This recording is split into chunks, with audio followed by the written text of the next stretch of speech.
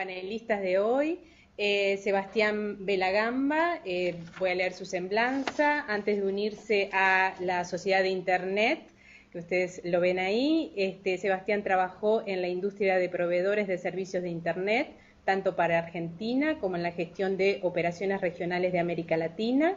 También fue presidente de la Asociación de Proveedores de Servicios de Internet en Argentina, conocida como CABASE.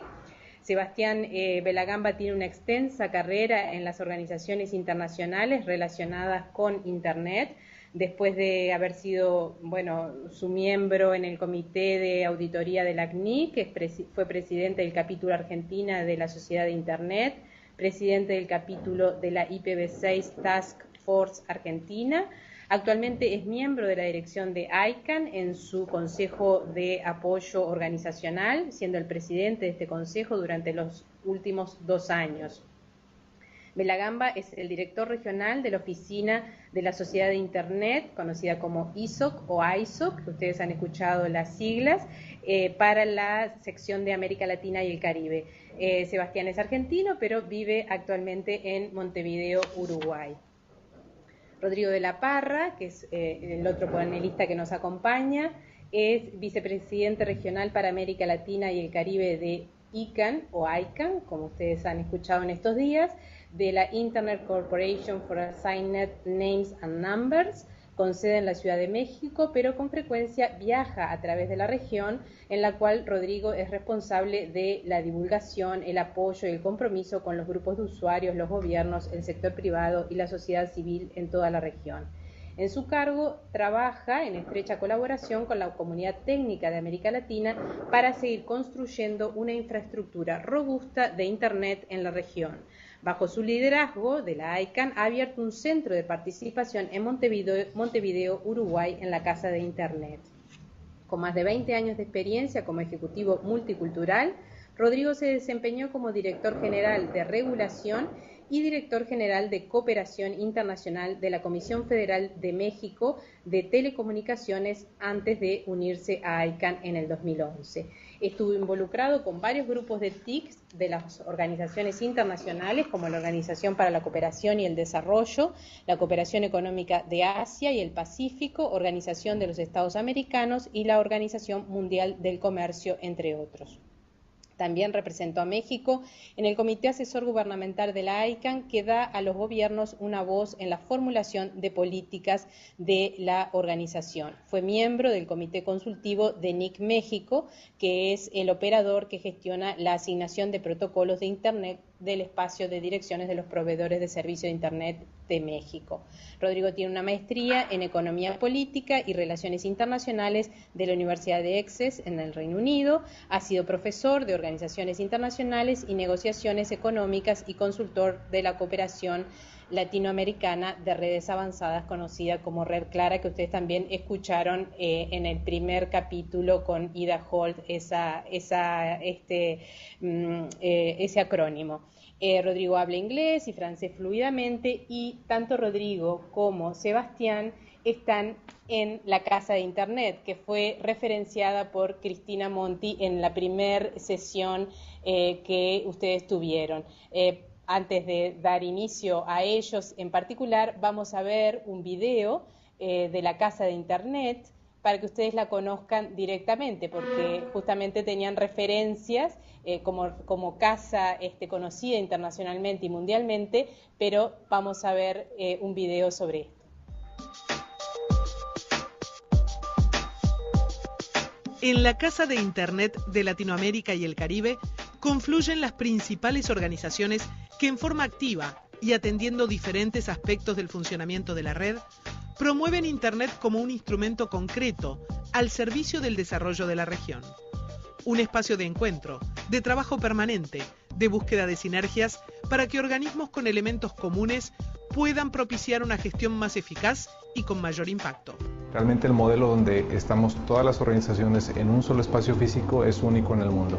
Somos ejemplo ante otras regiones de lo que estamos haciendo acá. Los beneficios van desde lo más simple hasta aspectos más trascendentes.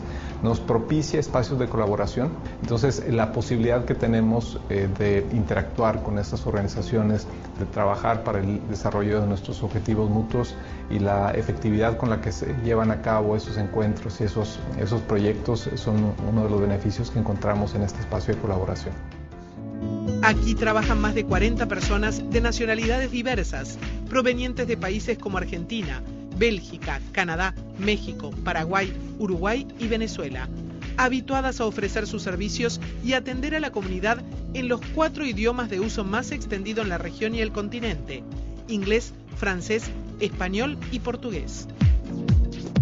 La casa alberga, entre otras organizaciones, a la CNIC, el Registro de Direcciones de Internet para América Latina y el Caribe, entidad fundada en el año 2002 para liderar un espacio de colaboración y articulación de iniciativas para el desarrollo y estabilidad de Internet en la región. Las funciones de la CNIC son administrar los recursos numéricos de Internet para la región. Las políticas bajo las cuales administramos esos recursos se hacen de manera colaborativa, a través de la participación de cualquier persona interesada en generar estas políticas, en generar estos mecanismos, la posibilidad de que pueda participar cualquier entidad interesada en este proceso del mundo, genera una diversidad de ideas muy interesante y es también uno de los aspectos innovadores de lo que hacemos en la CNIC.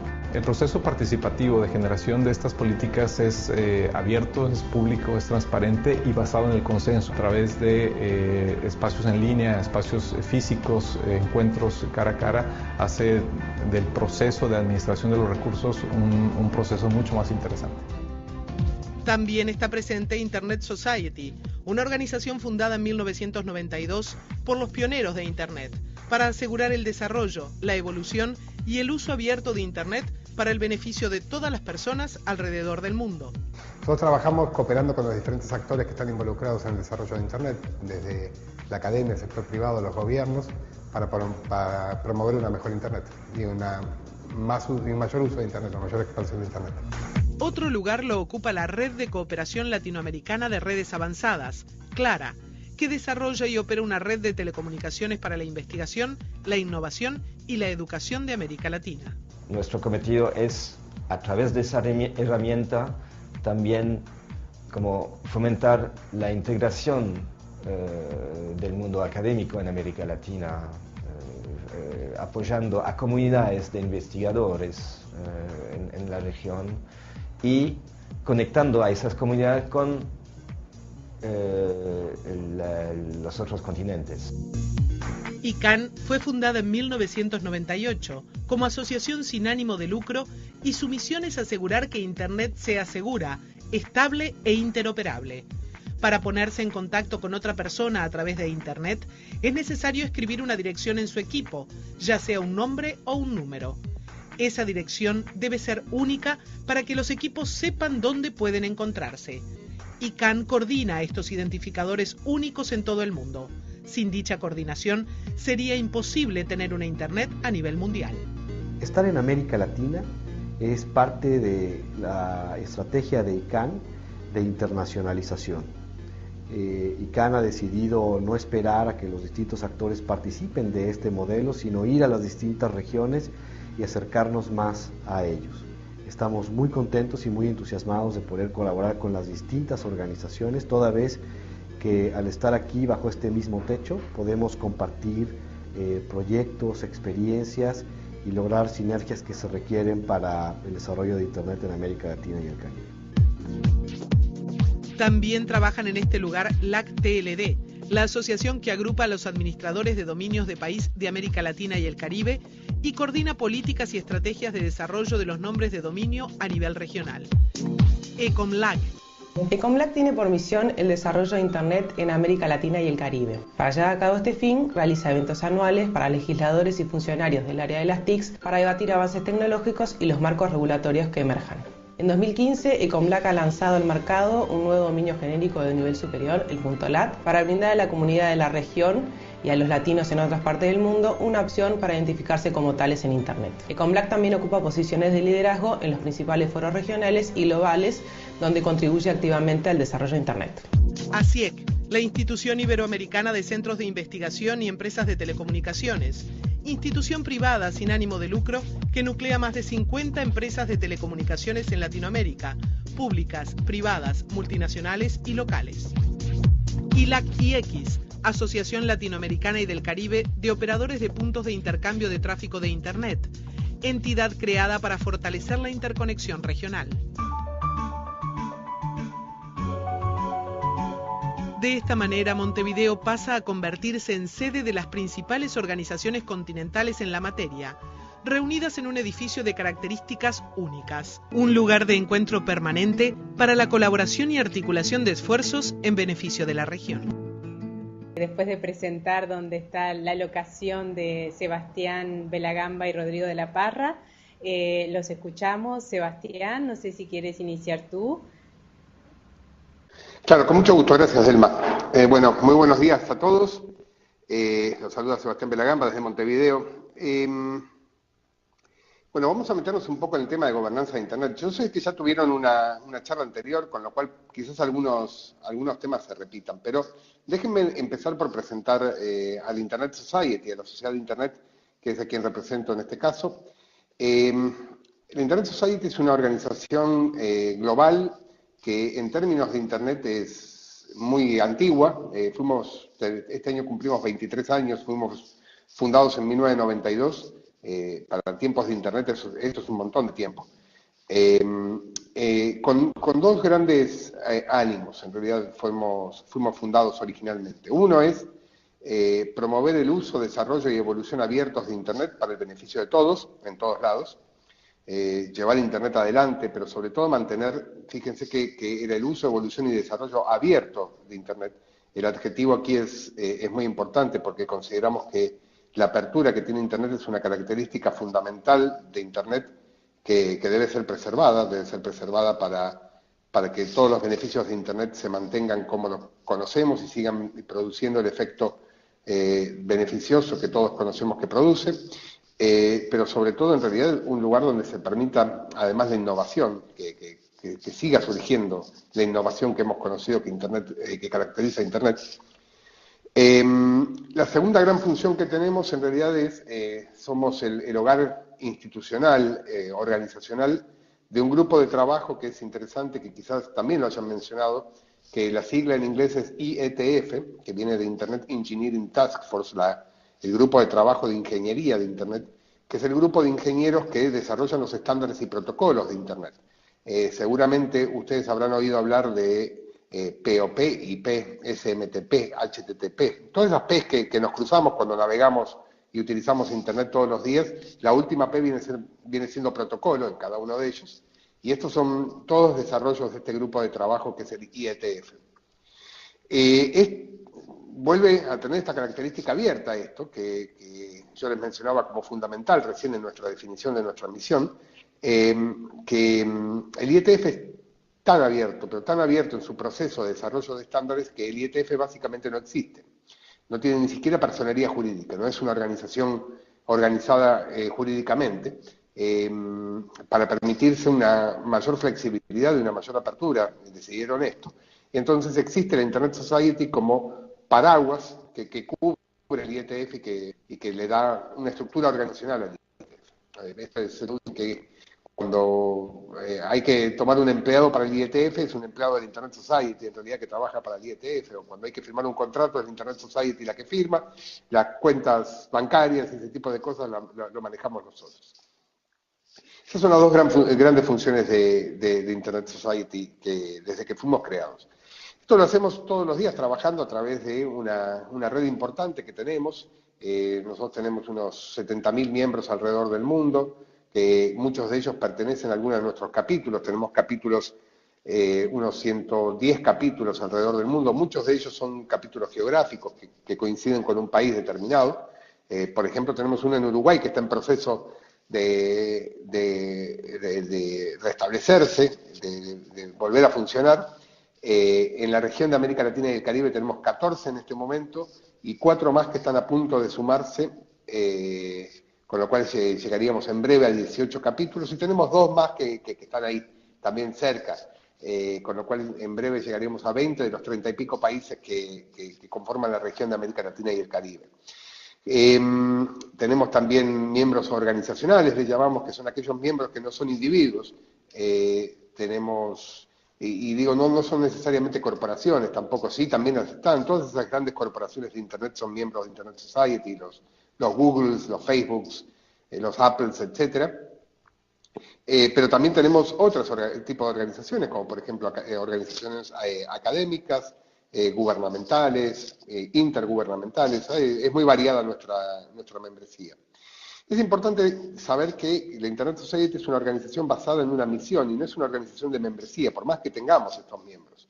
Nosotros creemos firmemente en nuestra misión y vamos a hacer lo que nuestra misión indica, más allá de lo que nuestros miembros indican. En una corporación normal, la asamblea de socios podría decidir mañana que en vez de tener este negocio de Internet pasemos a vender pizzas. Este no es el caso de la Internet Society. La Internet Society se mantiene en esta misión y aquel que quiera acompañarlo puede ser miembro. Hoy por hoy nuestra visión, y yendo específicamente a los temas de gobernanza de Internet, un poco que es lo que nos ocupa aquí, es que estamos en una situación, hoy, si hacemos un corte hoy al 2015, en donde la mitad de la población del mundo tiene acceso a Internet. La penetración de Internet anda en el 53-54% más o menos a nivel global. Con lo cual nos falta conectar todavía a la mitad de la población mundial, por un lado, pero estos que están conectados están en un tipo de problemas en cuanto a la confianza y seguridad de los que están conectados.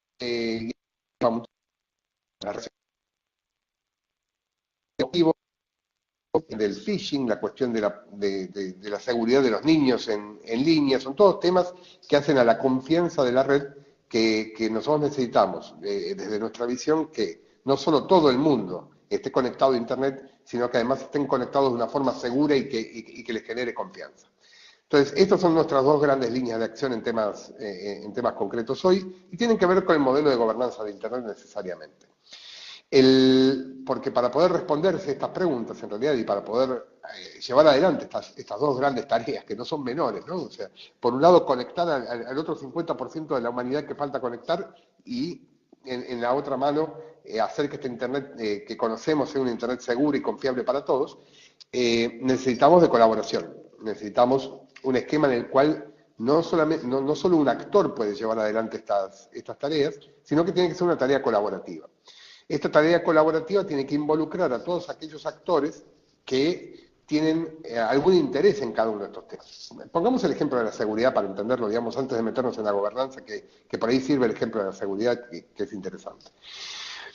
Dice un dicho que una cadena es tan segura como su eslabón más débil. Digamos. Uno puede tener un montón de eslabones muy robustos, pero si hay un eslabón de latón en el medio, la cadena se va a cortar.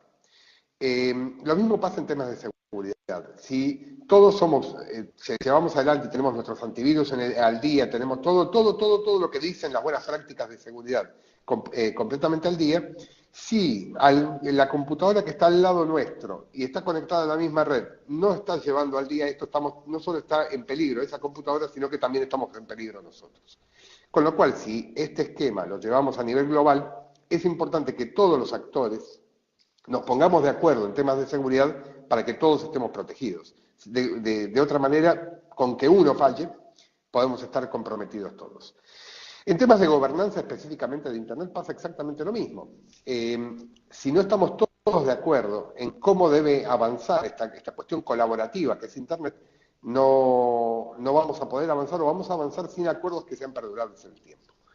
El carácter colaborativo de Internet se da por la cuestión intrínseca de Internet, además. Internet, como definición, no es otra cosa que aquella famosa frase de la red de redes.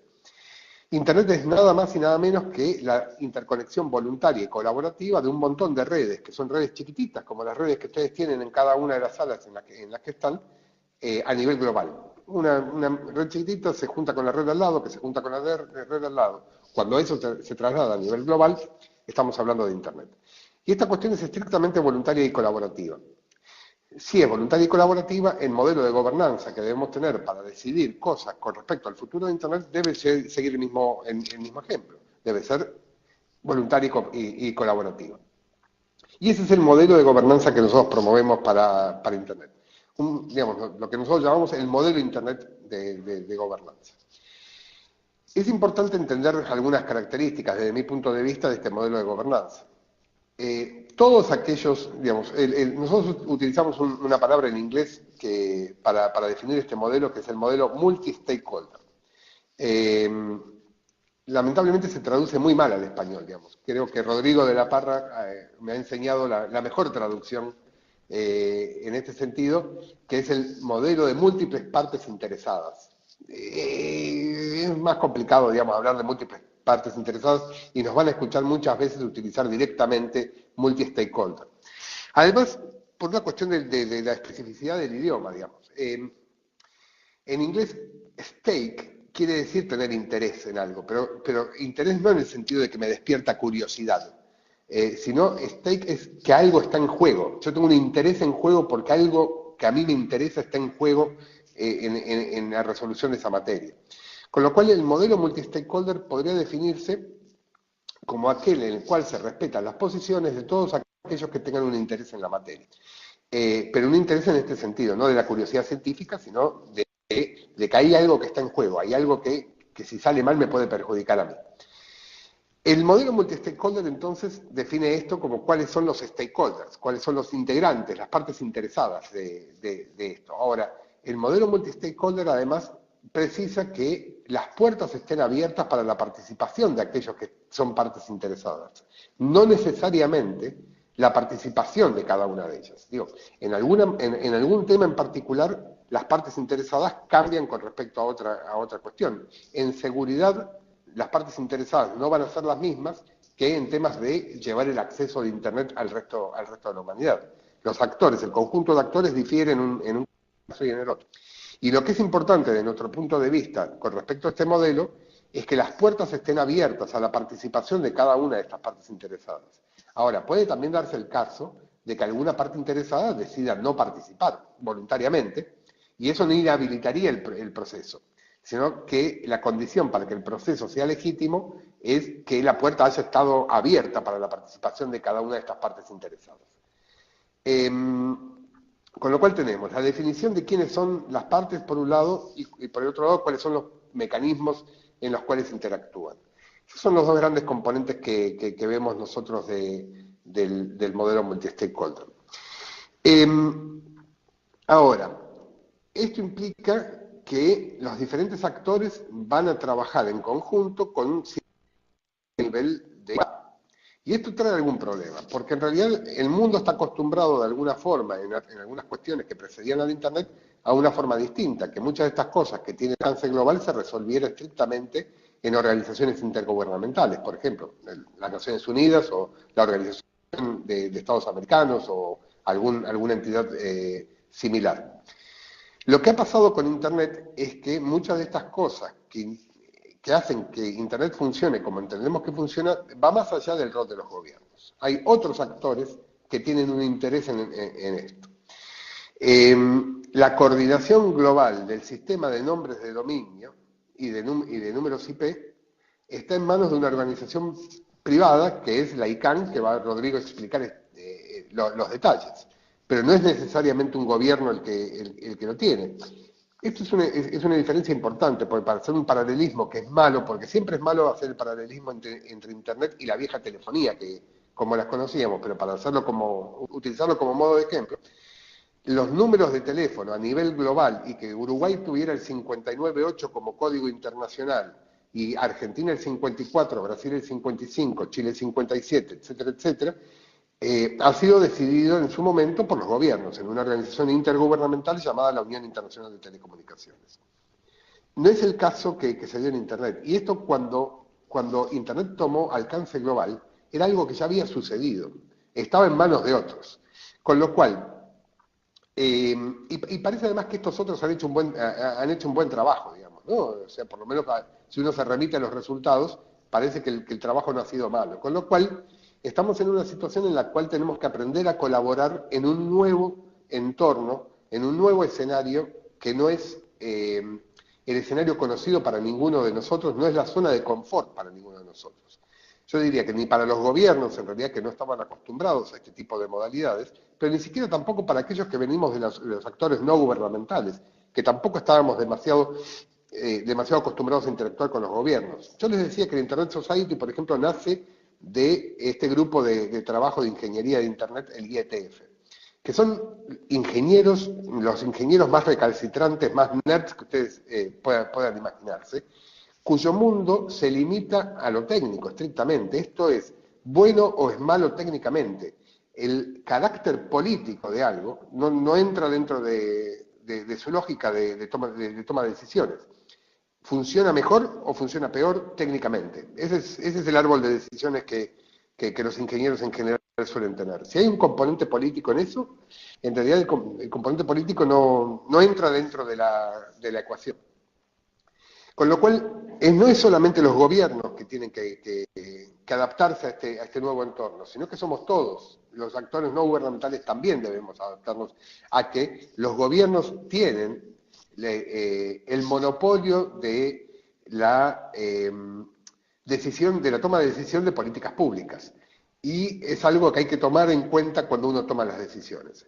Entonces, buena parte del trabajo que llevamos adelante nosotros de Internet Society tiene que ver con esto, con esta intersección entre lo técnico y lo político, donde podemos darle a nuestros gobiernos una opinión objetiva o por lo menos fundamentada con respecto a cómo funciona Internet, para que los gobiernos puedan tomar las decisiones que deben tomar de políticas públicas con conocimiento del funcionamiento de Internet, y al mismo tiempo también darle a nuestras comunidades más técnicas el carácter político que tienen que tener cada una de las decisiones que tomemos desde este otro lado. Buscar el equilibrio entre estas dos cosas es el trabajo del día a día que llevamos adelante desde el Internet Society.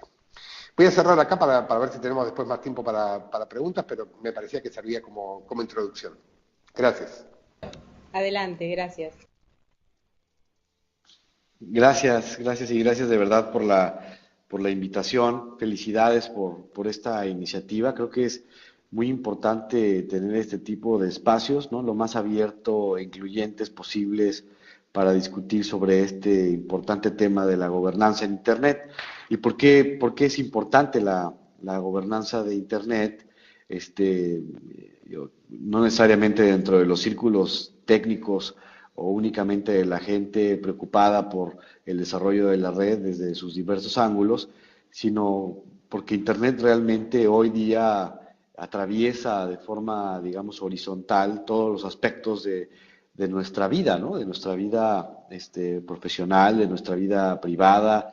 Hoy es una plataforma, digamos, por excelencia para el desarrollo ¿no? el ejercicio de derechos humanos como libertad de expresión y otros varios, ¿no? Yo creo que eso hace que el interés de la gobernanza de Internet se constituya en algo mucho más importante que la gobernanza de cualquier otra industria o sector, ¿no?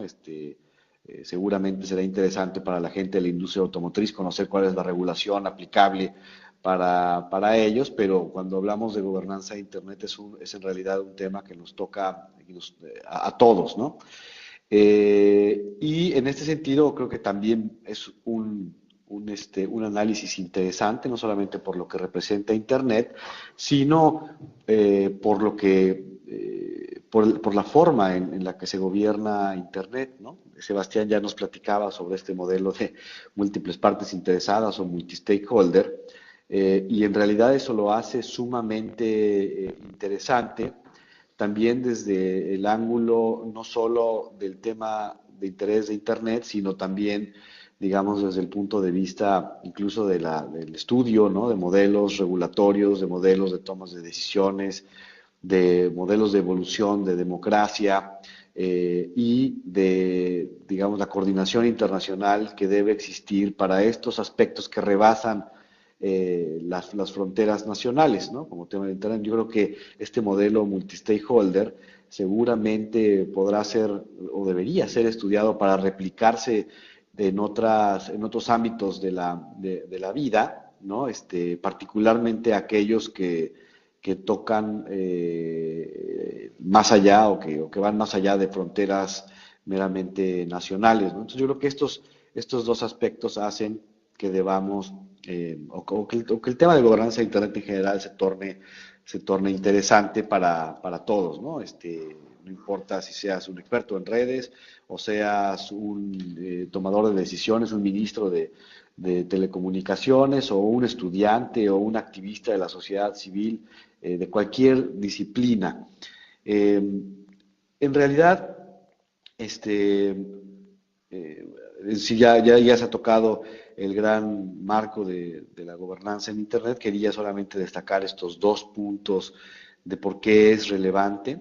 El otro, y con esto voy a también mencionarlo ahora y quizás podría terminar con eso, es la invitación, desde luego, a todos a participar, ¿no? A participar en la toma de decisiones sobre los distintos ámbitos de la gobernanza de Internet. Esto es muy importante, los espacios están abiertos, ¿no? En realidad, cuando hablamos del modelo de múltiples partes interesadas, queremos decir que hay un asiento, ¿no? Hay una voz, un espacio para que todos puedan expresar sus preocupaciones, que puedan expresar sus ideas sobre cómo deberían mejorarse todos los temas que son cada día más complejos en el tema del gobierno o gobernanza de Internet, ¿no? Nosotros en el ICANN tenemos una función muy importante dentro del ecosistema de gobernanza de Internet. Es un tema de gran relevancia, pero desde luego que no es el único tema en la agenda. De hecho, es una parte muy pequeña sobre cómo debería funcionar o que aporta al tema de gobernanza de Internet y desde luego al punto de vista operativo. Hay una explicación que se hace para ubicar cuál es la responsabilidad del ICANN dentro de todo este ecosistema, que es a través de la explicación de un sistema de capas, ¿no? No es exhaustivamente el sistema de capas que utilizan los ingenieros para describir, de las 7 capas para describir desde un punto de vista técnico la operación de Internet, sino es un modelo simplificado a forma de 3 capas donde se describen, digamos, las principales funciones o espacios, primero operativos y luego que nos apuntan hacia los retos en adelante sobre el gobierno en Internet. Digamos que si consideramos una primer capa de abajo, podemos pensar que ahí está esta parte del acceso, ¿no? La infraestructura de acceso a Internet, que es este conjunto, digamos, de pequeñas y grandes redes interconectadas. Ahí podemos ver las redes de telecomunicaciones, ¿no? Alguien hablaba por ahí que son cerca de 70,000 redes en todo el mundo, redes individuales, y una segunda capa, ¿no? Que es la capa lógica, que es donde justamente se encontraría el ICANN, y esta importante función de hacer que todas estas redes que son individuales puedan verse como una sola red, ¿no? Que es el Internet, esta red de redes que nos comentaba Sebastián en su exposición.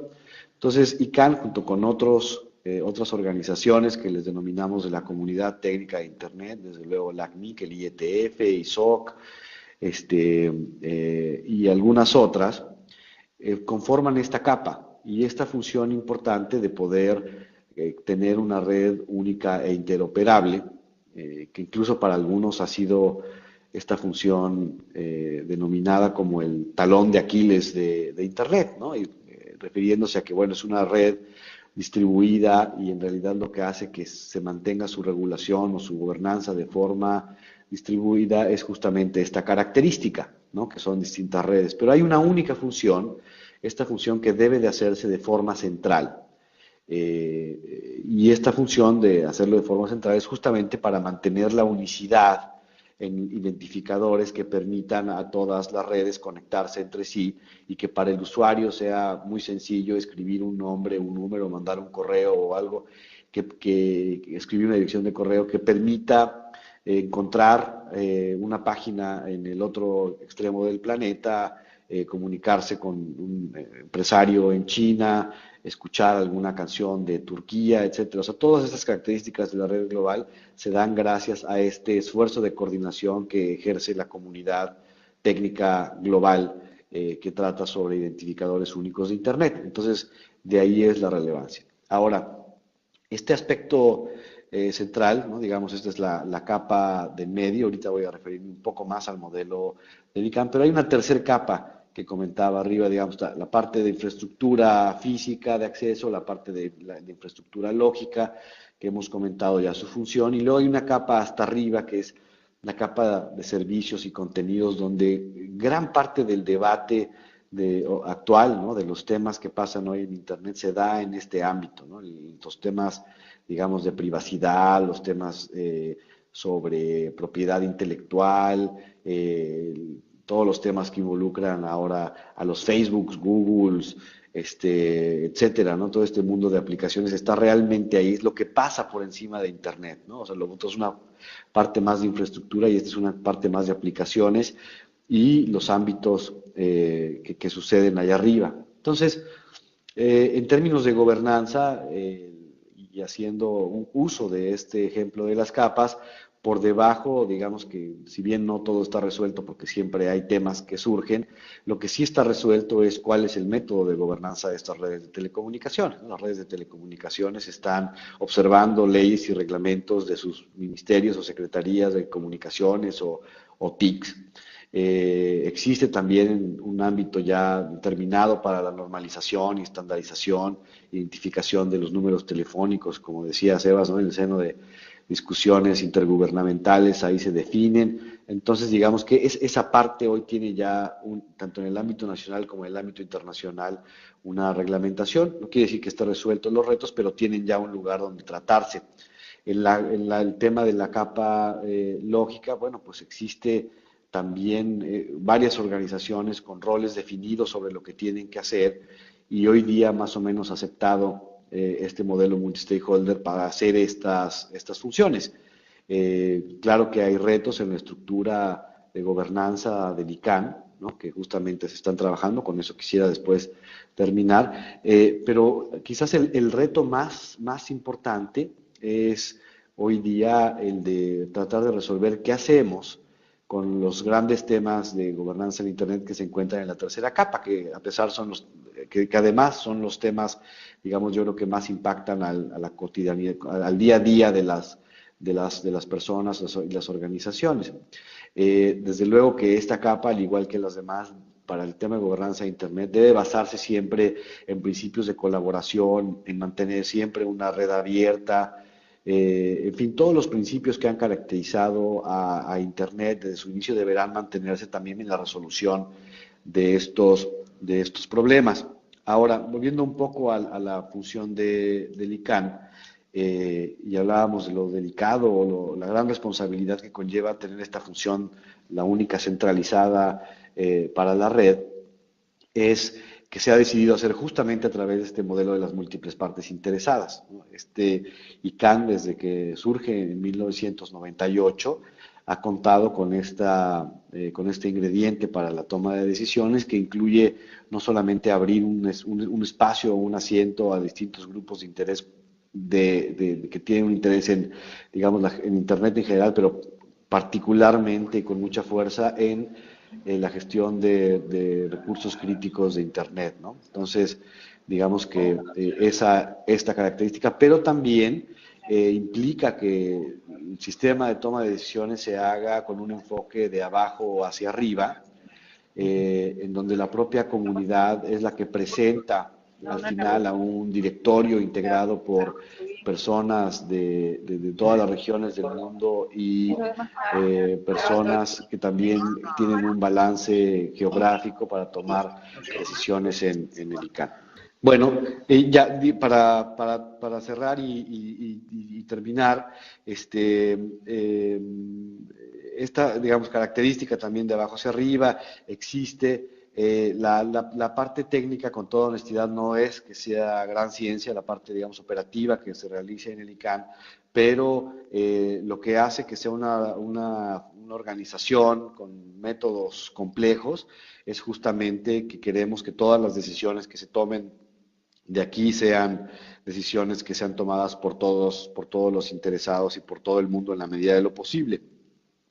Claro que ICANN como organización, comentaba, tiene retos importantes a futuro, y digamos quizás que el más importante, y que lo convertía en una organización más o menos controversial en las discusiones de gobernanza de Internet, era su relación o la relación que tiene ICANN con el gobierno de los Estados Unidos, ¿no? Digamos, por alguna cuestión histórica e inercial, ICANN y la formación propia del ICANN y esta función sale a propuesta del propio gobierno de los Estados Unidos como un primer paso para que estas funciones se ejerzan, digamos, no de forma pública y unilateral por un solo país, sino de una forma multi-stakeholder e internacional y global, fue la creación del ICANN. Entonces el ICANN desde sus inicios tiene estas características del modelo multi-stakeholder y aparte de un balance de participación regional importante, y ahora... pero sin embargo se mantuvo, ¿no? Se mantuvo y se mantiene todavía este contrato con el Departamento de Comercio. El año de los Estados Unidos, el año pasado, en marzo, anunció el propio gobierno de Estados Unidos que estaría dispuesto a dejar ya este contrato, terminar la relación contractual con el ICANN y dejar que sea la propia comunidad global multipartita o multi-stakeholder quienes se encarguen de hacer esta función de mayordomía o de supervisión de ciertas funciones que desempeña el ICANN. Hoy nos encontramos ya casi en la recta final de este proceso, después de muchas horas de discusiones de distintos actores sobre cómo se vería la comunidad global sin la presencia del contrato y del gobierno de los Estados Unidos en esta situación especial, y hubo recientemente un proceso de consulta pública sobre las propuestas que presentó los distintos grupos de la comunidad, y en breve tendremos ya una propuesta, digamos, final que presentará la comunidad ante el Departamento de Comercio, y será implementada en los siguientes meses, ¿no? Vamos a ver, yo creo que una fuerte implementación de esta el siguiente año.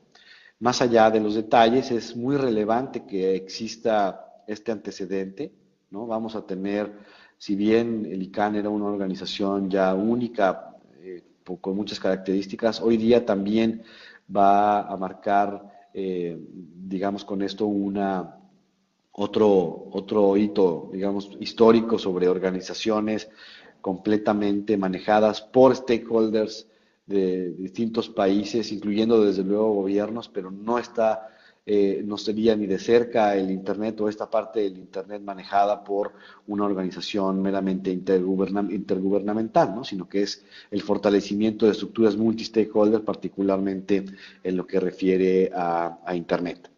Delma, amigos, yo con esto me detengo y estoy atento para preguntas y aclaraciones, observaciones. Agradecemos esta instancia, la verdad, muy, muy interesante. Y bueno, desde acá nos resta agradecer simplemente, muy clara la exposición, no tenemos ninguna pregunta. Gracias. Gracias a ustedes. De esa misma sala, creo que la otra vez habían preguntado la iniciativa sobre cómo incluir este tipo de contenidos a nivel de la currícula, ¿verdad? Creo que eso también puede ser un aporte, la visión tanto de Rodrigo como de Sebastián. No sé si... Muchas gracias, sí, por hacernos acuerdo. Sí, lo planteamos, sí, en la anterior videoconferencia. Sí, hoy por hoy está integrado el tema en algunas currículas en realidad, pero más bien a nivel de posgrado. Hay bastante trabajo en estos temas. Yo te diría que en realidad son temas que desde el punto de vista académico son bastante nuevos, con lo cual yo he visto los primeros doctorandos o doctorados en realidad en los últimos años con temas de gobernanza de Internet. Con lo cual es un tema que desde el punto de vista académico curricular es bastante nuevo. Me parece que a otros niveles puede irse trabajando en realidad sobre todo los conceptos de colaboración. Me parece que hay una cosa académica, digamos, yo por formación soy politólogo, además, desde el punto de vista académico me parece que hay una cuestión muy interesante que tiene que ver con estas nuevas formas de conseguir consenso, ¿no? O sea, de cómo... yo creo que una característica fundamental que tiene este modelo multi-stakeholder es que al mismo tiempo agrega dificultades al proceso de toma de decisiones. Obviamente la dictadura es mucho más fácil, es mucho más eficiente en la toma de decisiones, o la autocracia, digamos, es mucho más fácil en la toma de decisiones que los modelos consensuados, pero al mismo tiempo estos esquemas iterativos de discusión hacen que las decisiones que se tomen perduran mucho más en el tiempo, con lo cual me parece que como modelo es muy interesante, y no solo el modelo aplicado a Internet, sino el modelo en sí mismo, digamos, y me parece que son cosas que perfectamente se podrían aplicar al día a día de la clase, estos modelos colaborativos de interacción que llevan a decisiones, en temas de gobernanza de Internet en este caso, o en cualquier otro tema, pero que llevan a decisiones colectivas que perduren en el tiempo. Esto me parece que es un modelo interesante. Yo quizás, Delmar, solo sumaría que hay, yo creo que oportunidad de incluir en la currícula en distintas disciplinas, ¿no? Y con distintos ámbitos. Quizás para las carreras más técnicas sea importante que conozcan la oportunidad que hay de participar en aspectos técnicos de definición de cosas y protocolos en Internet, como es el caso del IETF, etcétera, ¿no? Que puedan ver esto. Pero también desde el punto de vista de los politólogos, como bien comenta Seba, está interesante conocer sobre modelos de gobernanza y en general siendo un aspecto horizontal, yo creo que para la gente, para los comunicólogos que tienen también por ahí su componente de medios sociales y libertad de ejercer, ¿no? En realidad de ejercer libertad de expresión, hacer ciertas cosas y cómo manejarlas, la responsabilidad que esto conlleva. O sea, yo creo que si pensamos casi en todas las disciplinas, hay un componente importante de que entiendan que existen instancias para moldear, ¿no? el Internet, o más bien para hacer que prevalezcan estos principios de gobierno en Internet, ¿no? Entonces, claro, como dice Sebas, desde luego es algo muy nuevo, hay algunas que empiezan a surgir, pero yo creo que puede haber una integración horizontal en distintas carreras, ¿no? Estamos acá reunidos con los alumnos de cuarto año y algunos alumnos de sexto de Derecho y profesores también de Historia y de Derecho. Y bueno, y para ser medios breves, primero agradecerles porque estuvo muy clara, muy bien las exposiciones, pero bueno, no nos quedó un poquito claro, o al menos hay interés en saber mejor la especificación de la tercer capa de la que hablaba el último expositor, en cuanto a la protección de datos y a la seguridad, ¿no? Que comprende la propiedad intelectual. Nos interesa saber un poquito, ahondar un poquito más respecto a esos puntos. Y además, en cuanto, bueno, que también tiene vinculación con la manipulación de los datos que se puede realizar a través de Internet en su carácter de adolescentes y de ciudadanos, ¿no? Cualquiera de nosotros, tanto adultos como estudiantes. ¿Y qué incidencias también, como tercer pregunta, tienen en la regulación o en la normativa jurídica los gobiernos para la protección de datos? Por ahora, bueno, no sé, de repente si nos pueden informar un poquito más de eso o en otra oportunidad. Y muchísimas gracias nuevamente. Gracias. Aplaudan así. Bueno, muchas gracias. Bueno, es gigante la pregunta que nos hacen. Hay un montón de componentes, millones de componentes dentro de la pregunta, es interesantísima, da para una charla entera con eso. Me parece que la voy a tratar de desmenuzar algunas cosas. Me parece que por un lado hay una cuestión estrictamente legal que tiene que ver con derecho de propiedad intelectual. Cómo se utiliza el derecho de la propiedad intelectual, y ahí hay dos discusiones. Una es si está bien o está mal las leyes de protección de propiedad intelectual que tenemos hoy, y la otra es, bueno, aceptando que las que tenemos son las que tenemos, en realidad, cómo eso se aplica a Internet. Pero me parece que todo este tipo, digamos, todo el avance de Internet ha hecho que buenas industrias, buena parte de las industrias que están basadas en la propiedad intelectual vean su modelo comprometido, digamos, de alguna forma. Hay un ejemplo muy claro, digamos, en términos de modelo de negocio, ¿no? Resulta que la industria discográfica estaba acostumbrada a vendernos un formato en el cual si uno quería comprar una canción tenía que comprar 12 canciones más en realidad porque venían en un disco, ¿no? O sea, por más que uno quisiera comprar una, tenía que además comprar las otras 12. Ahora, esto ha cambiado, digamos, gracias a estas tecnologías, ahora podés comprar de a una, digamos, no es necesariamente que tenés que comprar todo el disco. Esto tiene un montón de implicancias desde el punto de vista del modelo de negocios, etc. Ahora, al mismo tiempo eso facilita la protección de los derechos de propiedad intelectual. Había un incentivo mayor, en realidad, quizás al pirateo, en realidad, cuando uno tenía que estar forzado a comprar las otras 12, que lo que hay hoy, cuando uno puede efectivamente y legalmente comprar una. Sí, la propiedad intelectual. Había una película con Hugh Grant que yo siempre hago referencia, que yo no me acuerdo cómo se llamaba, era muy mala la película, pero que él de alguna forma recibía un chiquilín en el cual tenía que hacerse cargo, no me acuerdo en qué circunstancia. La película era horrible, digamos, pero resulta que él era un bon vivante, era un rico que no hacía nada de su vida, y el chiquilín le enseña, digamos, lo importante de la vida, digamos, esa es la historia de lo que deja la película, pero él no hacía nada gracias a que su abuelo era el que había compuesto Jingle Bells, la canción de Navidad. Digamos, está bien respetar, quizás está bien respetar la propiedad intelectual de aquel que compuso una canción importante hace tiempo, pero este era el nieto que era un parásito, gracias a que vivía el respeto por la propiedad intelectual de lo que su abuelo había producido. Si eso está bien o está mal, la verdad que me parece que da para un debate extenso. Temas de protección de los datos de uno, me parece que ahí es un tema totalmente distinto, digamos, a la propiedad intelectual y que tiene que ver con cómo nosotros nos protegemos nuestra propia privacidad una vez que nos exponemos a este mundo expandido que nos ofrece Internet. Yo les puedo pasar, nosotros en Internet Society tenemos unos tutoriales de cómo proteger y manejar la identidad online, que son bien interesantes. Después sí que le puedo pasar a Delma los enlaces para que los comparta con ustedes, pero ahí hay una responsabilidad compartida, ¿no? Tiene que ver, por un lado, qué es lo que hacen los proveedores con nuestros datos y al mismo tiempo qué datos le damos nosotros a nuestros proveedores. Digamos, no es inocente la relación, y cuando uno se pone a exponerse en Internet, está comprometiendo cosas que son de uno, digamos, y hay que tener una conciencia de eso mucho más acabada. Me parece que son los dos grandes temas. Dan, como les digo, para una charla complejísima, pero me parece que tenemos que, sobre todo, tener clarísima cuál es nuestra relación y cuáles son nuestros datos personales que debemos protegerlos nosotros primero, ¿no?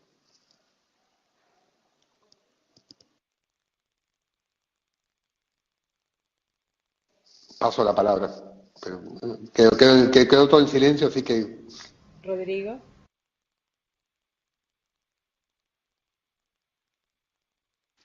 Perdón, en realidad poco más que añadir, o nada más que añadir, creo que lo ha descrito muy bien Sebastián. O sea, todos estos parte de los retos que se comentan son justamente lo que les he descrito, que pueden pasar en la capa, digamos, de hasta arriba, ¿no? En la capa de los servicios y contenidos y todo esto. Y esto es quizás lo más complejo porque implica ser muy valientes, ¿no? Y avanzar y dejar status quo de formas de operar en muchas cosas. Ya lo comentaba en el tema de la música y en muchos otros. Y hay una tentación muy grande que puede existir por parte de gobiernos, ¿no? Digamos, de incidir o de regular directamente para hacer que una cosa pase de X o Y manera, ¿no?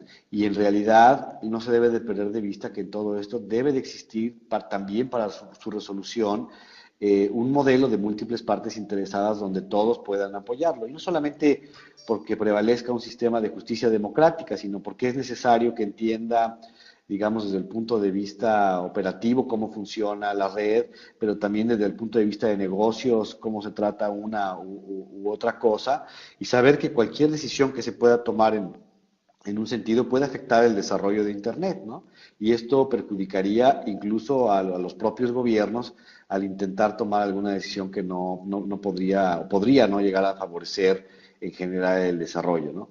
Tema de seguridad, bueno, pues un tema complicado, quizás de los más importantes hoy día en Internet, porque no fue diseñada para ser una red segura, sino una red abierta, nada más que se ha hoy día convertido en esta gran plataforma de compartir ¿no? el desarrollo de la información, el conocimiento que requiere tener seguridad. Entonces se está construyendo seguridad sobre una red cuya arquitectura no estaba diseñada para hacerlo. O sea, hay retos ahí importantes, ¿no? Solamente una pregunta para los panelistas. Cada país tiene una legislación con relación a Internet, o trata de por lo menos manejarse. ¿Se está avanzando de alguna manera en tratar de tener una legislación estándar a nivel mundial? Esa es la pregunta. Bueno, puedo tener una rapidísima aproximación, y yo creo que es dependiendo del tema, ¿no? O sea, el tema de Internet tiene componentes globales y componentes nacionales o locales.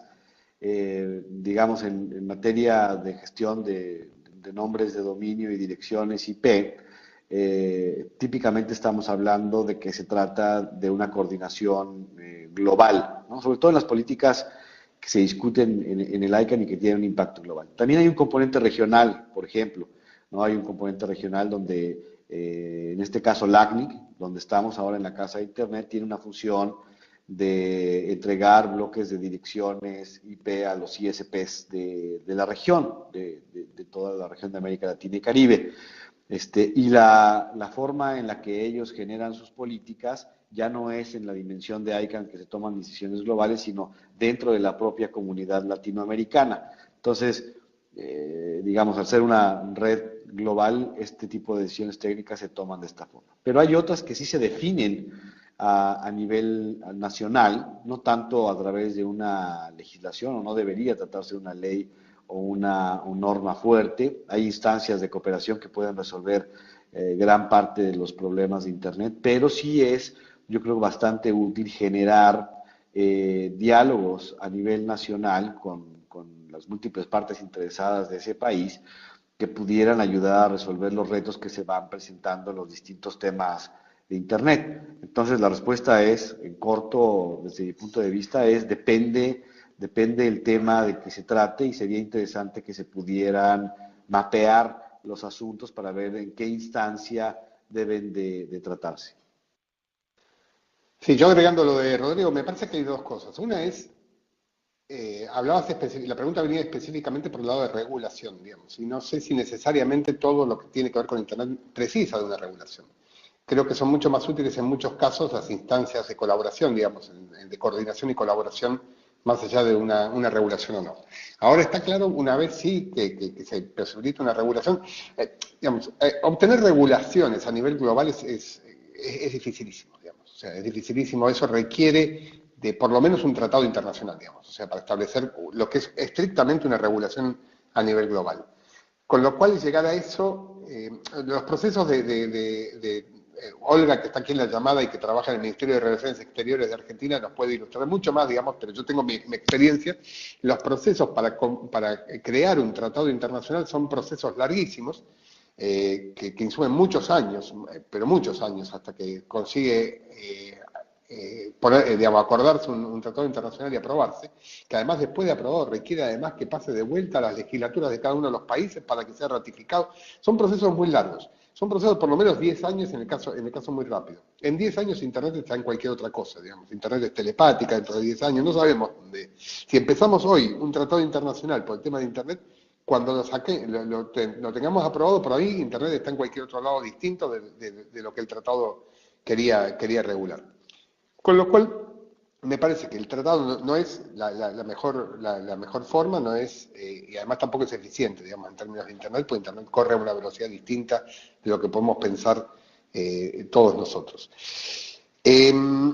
Ahora sí, hay nivel, digamos, como decía Rodrigo, hay una cuestión estrictamente global y una cuestión local, y está bien que sea así también. O sea, no es necesariamente que cada uno de los países tengan que operar de la misma manera, digamos.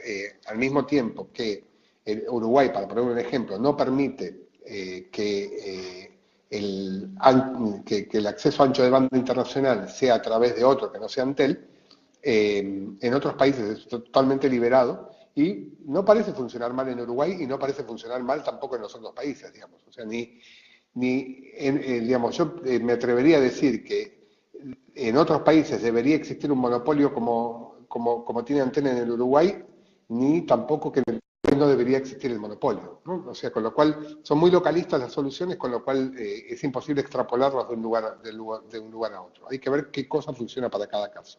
Me parece que la forma de llegar a entender qué funciona mejor para cada uno de los casos en temas de Internet es lo que planteaba Rodrigo, a través de diálogos nacionales, diálogos regionales, diálogos globales que nos permitan coordinar y colaborar en esto.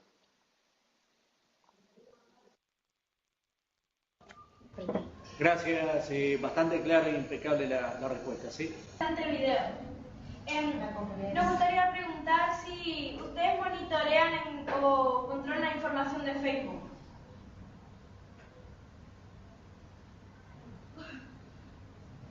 Yo tengo una respuesta fácil para eso, no.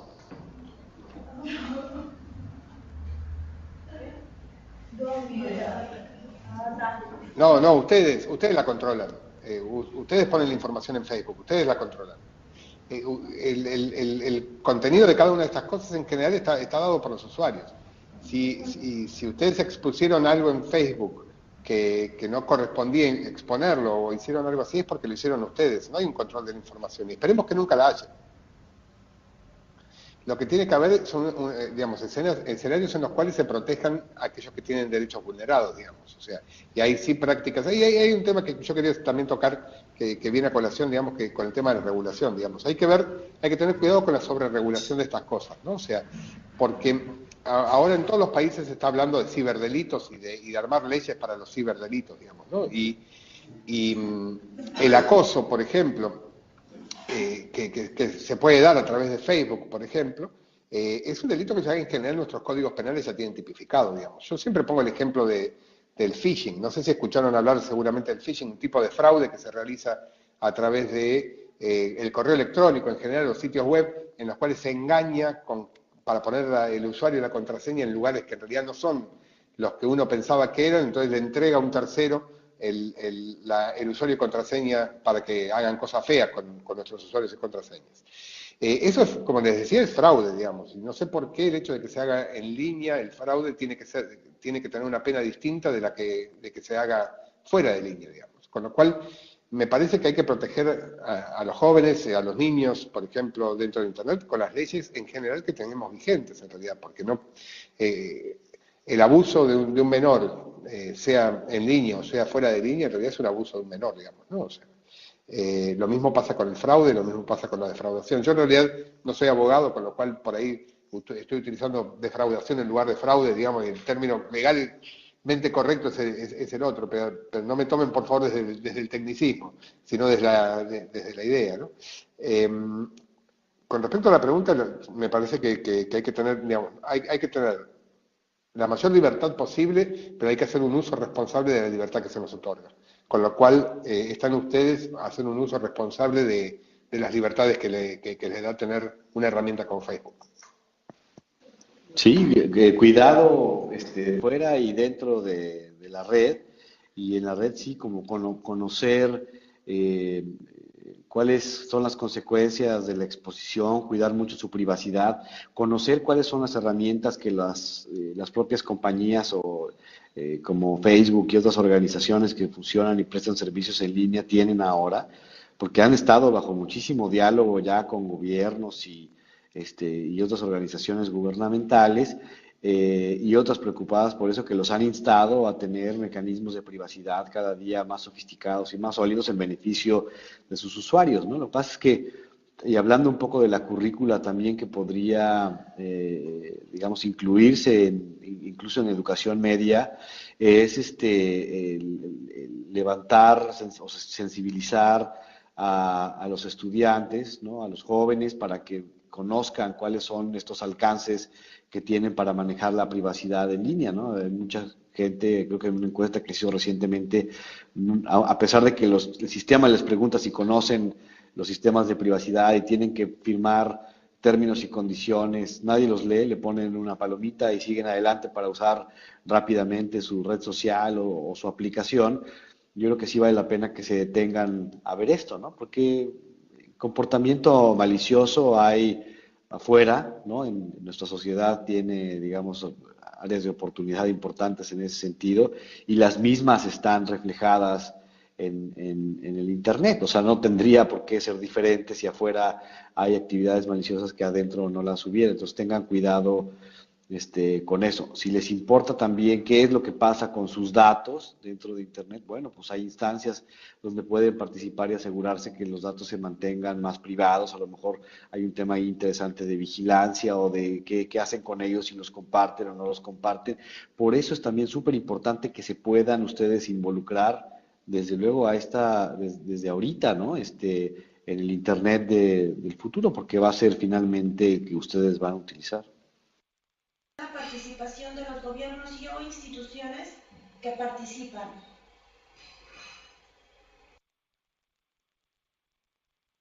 Hay dos directorios acá. A lo mejor hay que platicar sobre ISOC y sobre ICANN. Seba, si quieres platicar sobre el ISOC. En el caso de nuestro directorio de Internet Society, en realidad son 12 miembros que tiene el directorio, de los cuales 4 se eligen por nuestros capítulos, 4 se eligen por el IETF y 4 se eligen por nuestros miembros organizacionales. Si son gobiernos o no son gobiernos, en realidad no nos cambia, digamos, sea el tipo de miembro que sea.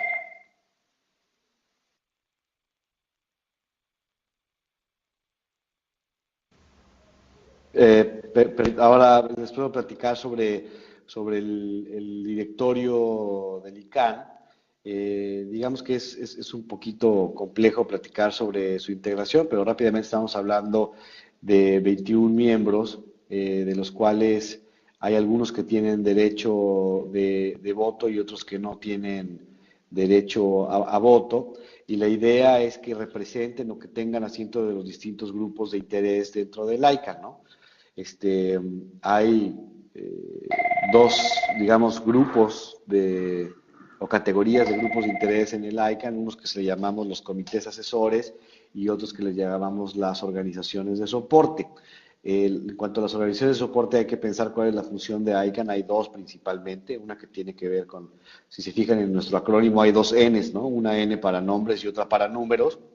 Cuando surge ICANN había solamente 2 organizaciones de soporte, la ASO para el tema de los números y otra de dominios en general, de nombres de dominio para los nombres.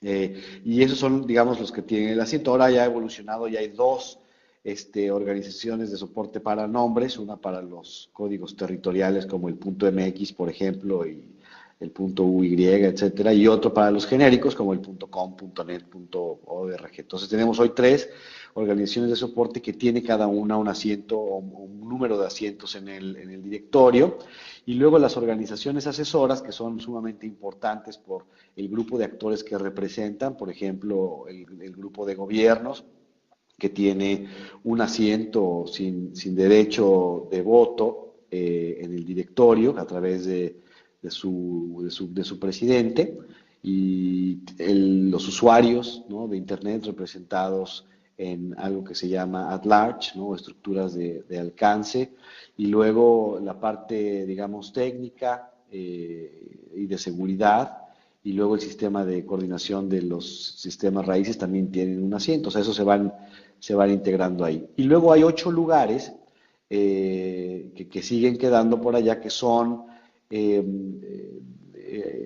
digamos, instalados a través de un proceso que se llaman denominaciones. Hay una organización dentro del ICANN que se llama NOMCOM, que trata de encontrar gente, ¿no?, destacada e interesada en el desarrollo de Internet, que pueda tener un asiento en el directorio del ICANN.